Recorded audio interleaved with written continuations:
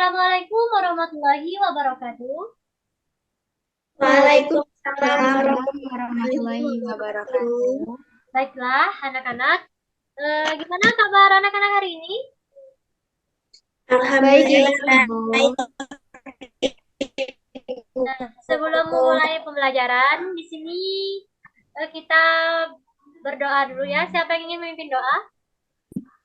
Saya Ibu. Ibu. Oke, Niken, silakan. Baik. Baik teman-teman semua, sebelum kita memulai belajar pada pagi hari ini, mari kita berdoa menurut agama dan kepercayaan kita masing-masing. Berdoa dimulai.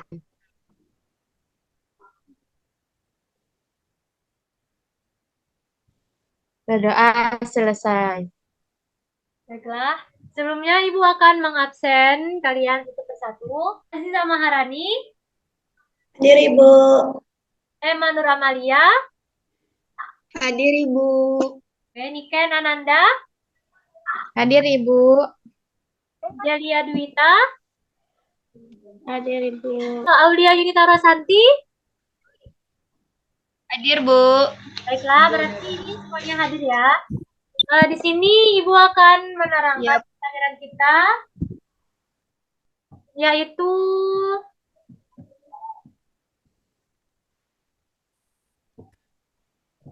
tema 5, pahlawanku. Subtema 3, sikap kepahlawanan pembelajaran 1.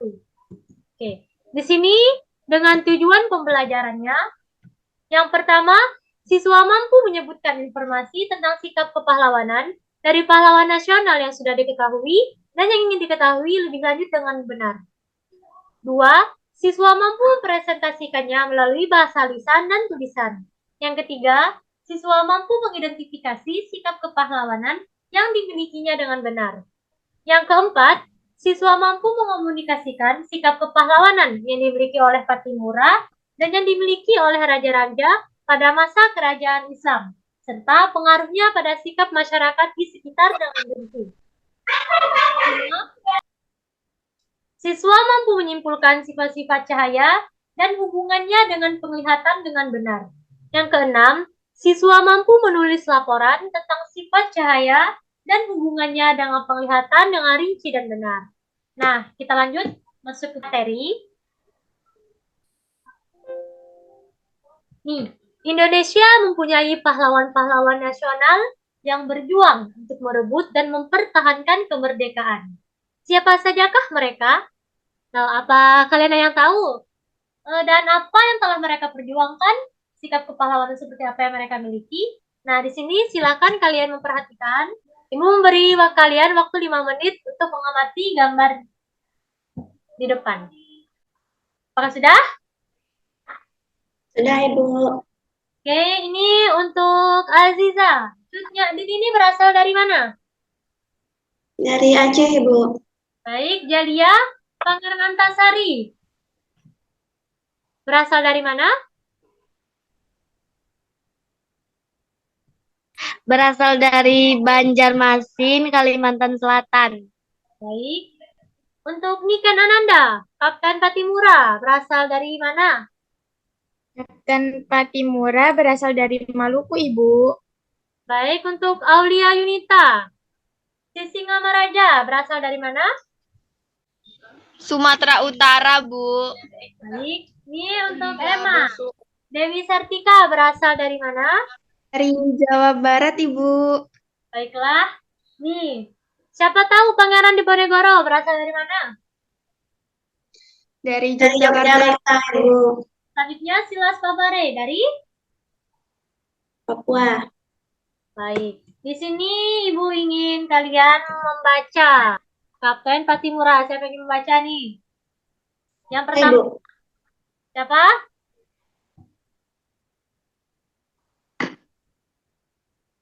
Ayo, silakan. Kapitan Patimura adalah pahlawan dari Maluku. Beliau lahir pada tanggal 8 Juni 1783 dan meninggal pada tanggal 16 Desember 1817. Selanjutnya, Emma.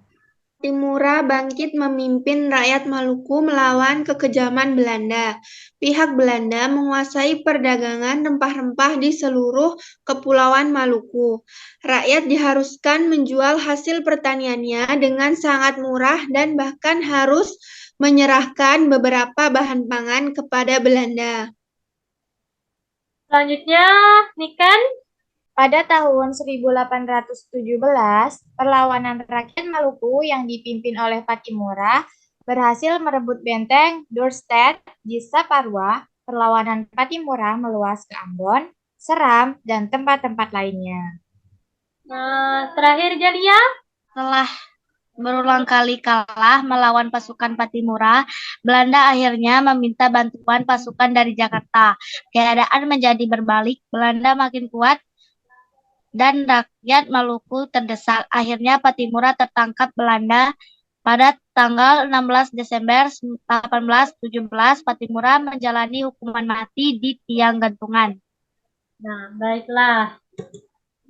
Jadi di sini Kapten Patimura itu dia berasal dari Maluku. Beliau lahir pada tanggal 8 Juni 1783. Nah, anak-anak 1783 apakah sudah ada di dunia ini? Belum, Ibu. Ibu juga belum ya. Di sini, Ibu akan memberi kalian soal dengan menggunakan metode scramble. Yang mana metode scramble ini pembelajaran secara berkelompok dengan mencocokkan kartu pertanyaan dan kartu jawaban yang telah disediakan sesuai dengan soal. Nah, di sini Ibu akan membagi kalian beberapa kelompok. Kita ada berapa orang ini? 5, Ibu. 5 berarti 3 orang dan 2 orang ya. Niken, Aziza, dan Emma kelompok 1. Aulia Yunita Rosanti dan Jelly kelompok 2. Baiklah, di sini silakan kalian jawab. Tulislah sikap kepahlawanan yang dimiliki oleh Patimura dan raja-raja pada masa Islam. Dan yang kedua, tulislah sikap-sikap kepahlawanan yang dimiliki oleh masyarakat sekitar. Ibu kasih kalian waktu 10 menit untuk menjawab soal ini ya. Baiklah, apakah sudah? Nih, untuk kelompok 1, tulislah sikap kepahlawanan yang dimiliki oleh Patimura dan raja-raja pada masa Islam. Ayo kelompok 1, yang mana jawabannya? Yang cinta kepada tanah airnya. Coba baca. 1. Cinta kepada tanah airnya. 2. Rela berkorban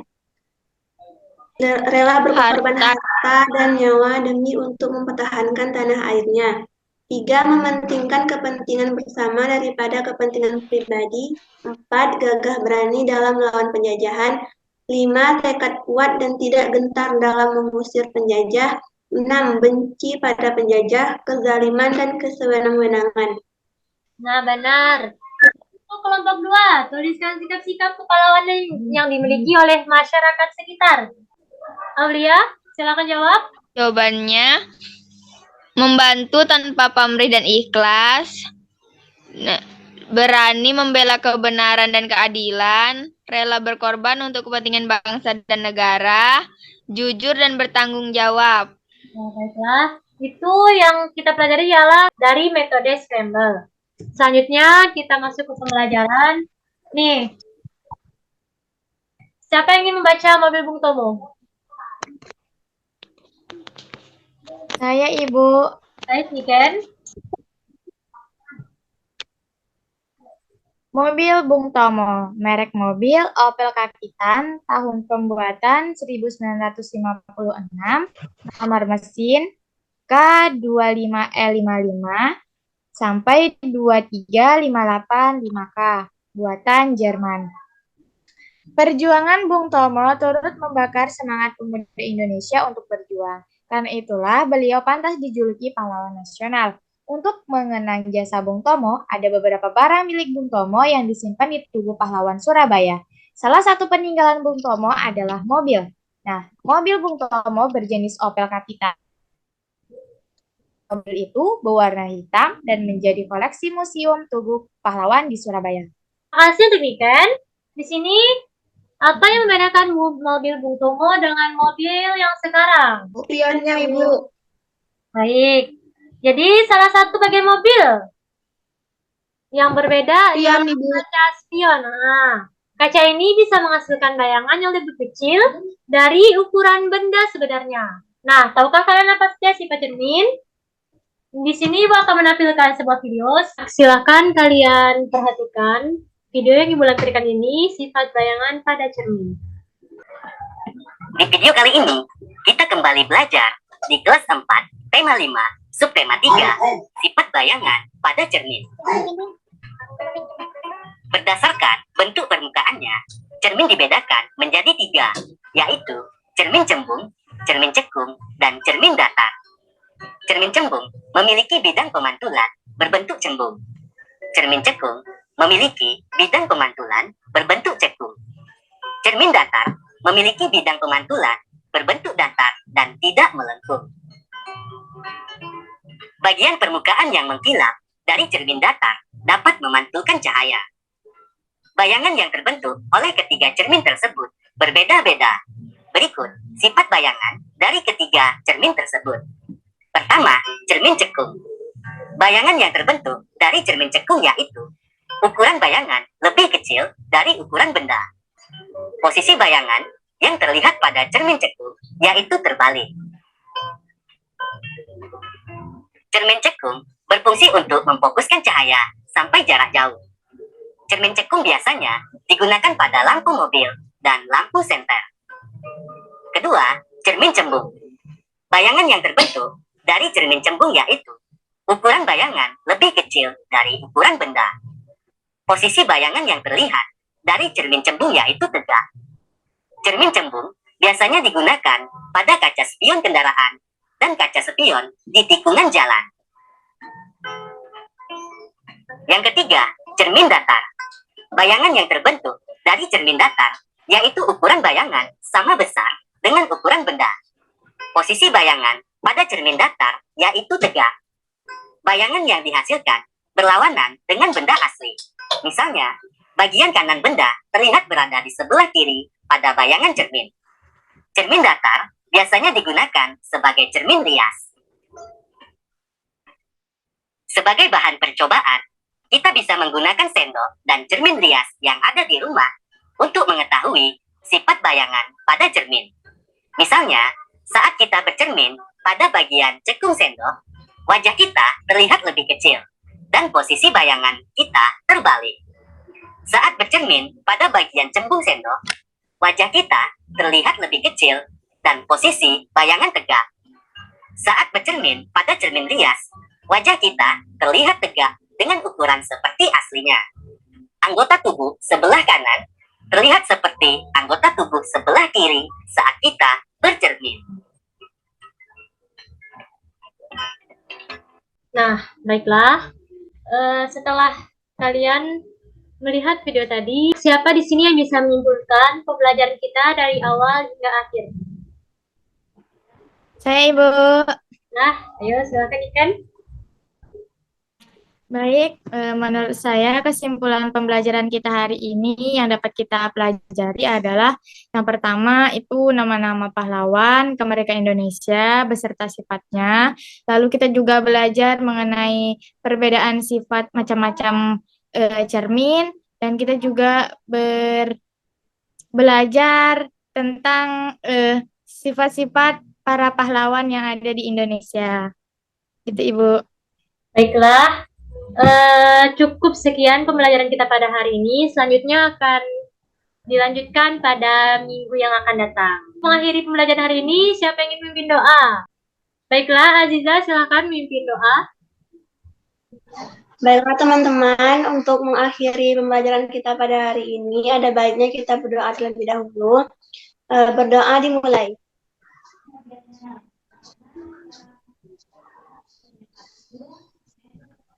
Berdoa selesai.